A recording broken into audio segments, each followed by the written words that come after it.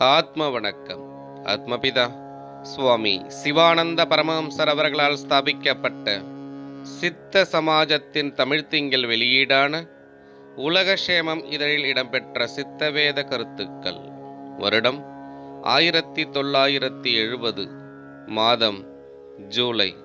தலைப்பு: மோக்ஷம் என்றால் என்ன? அது எப்போது சித்திக்கும்? மோக்ஷம் என்றால் விமோசனம் என்று பொருள், அதாவது விடுதலை என்று பொருள்.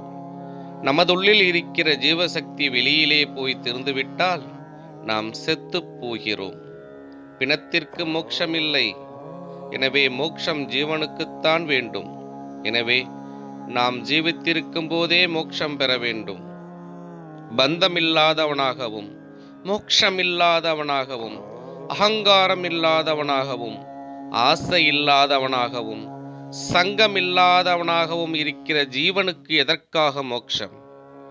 தன்னில் இருக்கின்ற ஜீவன் வெளியில் வியாபித்து விஷயங்களை பற்றி பிடித்து புலம்பிக் கொண்டிருப்பதுவே பந்தம். அந்த பந்தத்திலிருந்து ஜீவன் விடுபட வேண்டும்.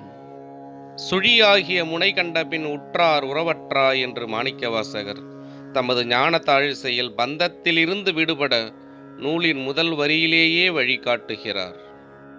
அந்த சுழியாகிய முனையினை காண நமது ஞானப்பிதா அருளிய சித்த வித்தையை அபியசித்து ஜீவனை வெளியே விடாமல் சதா சமயத்தும் உள்வழியே நடத்தி அந்த ஜீவனால் பிரம்மரந்தரத்தை தட்டி திறந்து சுழிமுனை கண்டு அங்கே இருக்கிற ஈஸ்வரனோடு ஜீவனை ஐக்கியப்படுத்த வேண்டும்.